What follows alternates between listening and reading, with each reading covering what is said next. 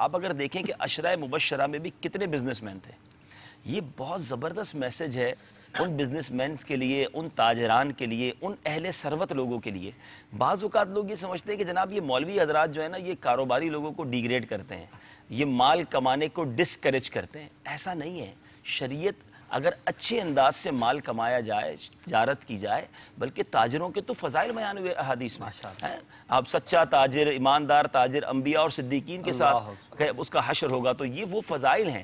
تو بیسیکلی اگر مجھے تاجران سن رہے ہیں, بزنس کمیونٹی کے لوگ سن رہے ہیں, آپ بزنس کیجئے, کاروبار کیجئے, تجارت کیجئے, اپنی جائز آمدنی کیجئے, کوئی حرج نہیں ہے. مگر اس کے جو حقوق ہیں, اگر آپ کو اللہ نے مال عطا کیا تو مال کا حق, اس کا جو حق ہے, یعنی اگر زکوٰۃ دینی ہے تو وقت پر زکوٰۃ دیں, اور پھر اللہ کی راہ میں صدقہ و خیرات کریں. اور جس رب نے دیا ہے اس کی بارگاہ میں اگر آپ اس کی سمجھے رضا کے لیے خرچ کریں گے تو وہ اور عطا فرمائے گا. اور ایک حدیث پاک ہے جس کا مفہوم یہ ہے کہ میرے آقا علیہ الصلوۃ والسلام نے قسم کھا کر فرمایا. ایک تو نبی پاک جو فرمائے وہ حق ہے, مگر قسم کھا کر اور انفسائز کیا اور تاکید فرماتی کہ میں قسم کھا کر کہتا ہوں کہ صدقہ دینے سے مال کم نہیں ہوتا. اب تو ڈیفینیٹلی ہو گیا نا, یعنی یہ ہو ہی نہیں سکتا کہ کوئی صدقہ دے. ہاں اب صدقہ دیتے وقت نیتوں کا اگر فطور آ جائے یا کوئی اور اس کے ساتھ نیت یا اخلاص کی کمی ہو تو الگ بات ہے, لیکن اگر اللہ کی رضا کے لیے صدقہ کوئی دے گا تو 100% بلکہ 112% جو ہے اس کے مال میں اضافہ ہونا ہے.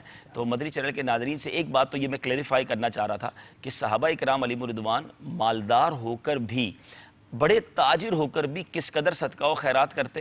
اور دوسری بات یہ کہ تجارت میں اتنے مستغرق نہ ہو جاتے تھے کہ جناب اب تجارت کے ہی ہو گئے, رات بھر عبادتیں بھی رہتی, غزوات میں شرکت بھی رہتا. اچھا ایک اور مدنی پھول دے دیتا ہوں کیونکہ تاجران سے ملاقاتیں رہتی ہیں میری. اچھا ان کا کیا نارملی مائنڈ سیٹ یہ ہوتا ہے کہ جب ہم جاتے ہیں نا کوئی بات کرنے کے لیے کہ بھائی آپ بھی کچھ مدنی قافلے میں سفر کریں, آپ بھی اجتماع میں, تو کہتے ہیں ہم نے مسجد بنا دی ہے, اچھا ہم نے مدرسہ بنا دیا ہے, تو یہ کر کے ہم فارغ ہو گئے. وہ یہ سمجھتے ہیں کہ ہم نے پیسے دے دیے نا تو ہم نے دین میں جو کرنا تھا وہ کر لیا. یہی وہ صحابہ ہیں جو ہمیں سکھا رہے ہیں. سیدنا عثمان غنی نے اپنے خزانوں کے منہ بھی کھولے اور اپنی ذات کو بھی دین کے لیے وقف کیا, غزوات میں شرکت کی, پیارے آقا کے ساتھ خدمت دین میں مصروف رہے. تو یہ ہمارا کام ہے کہ ہم مسجد بھی بنائیں اور نمازیں بھی پڑھیں, مدرسہ بھی بنائیں اور خود بھی قرآن پڑھیں.